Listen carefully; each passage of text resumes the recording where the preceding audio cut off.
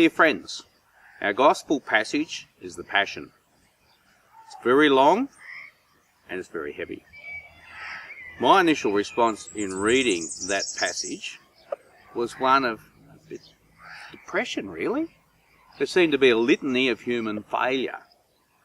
First of all, we had Judas's betrayal. That's what it starts with, and it goes downhill from there. We've got the disciples weren't able to stay awake for Jesus when he really needed support of his friends and his followers in the Garden of Gethsemane. They couldn't even stay awake. Failure. The chief priests and the council. Failure. These were the religious leaders, the ones who should have been Jesus' greatest supporters in time of need, but they were his persecutors. Failure. Then his capture. What a failure. The people that he came to serve were the instruments of his capture by the Romans. Failure. Even the one of the thieves who were crucified with him had a go at him. So this litany of human failure. St. Peter denied him 3 times. He's number 2. Failure. It's a depressive story, really. This litany of failure culminates in, of course, our Lord's death. Jesus dying on the cross in the most terrible way that someone could be put to death. All his friends, where were they? Where were all the people that he healed? Where are all these people that he served, that came in their thousands to listen to him? They're not there.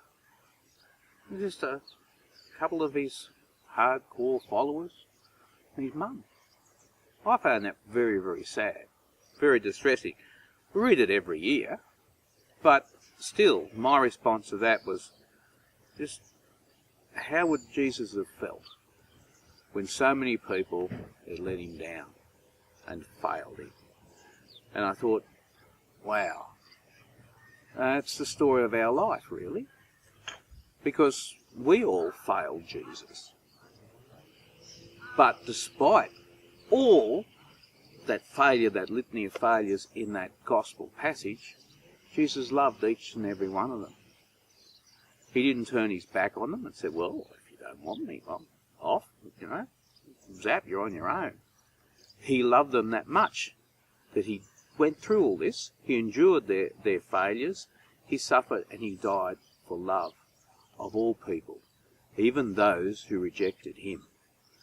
And I think the saddest part of that passion was Judas, who failed Jesus, betrayed him, but he let his failure keep him away from coming back to Jesus and saying, I'm sorry.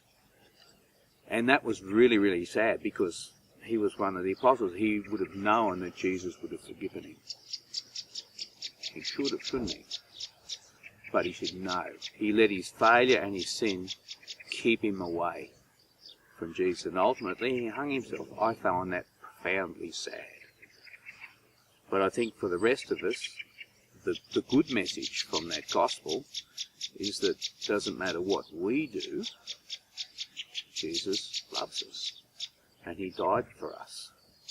So with Jesus, failure can be turned into something good, because it can give us humility to realise, well, even St. Peter failed. But Jesus transformed that failure through grace into success, into holiness. And I think that's the essence of that gospel for me. So while it is distressing, it is sad, it's a bit depressing look at human nature, I think the real message of that gospel is that one of hope for us all. That we, doesn't matter what we do or what our failings are, Jesus loves us despite ourselves.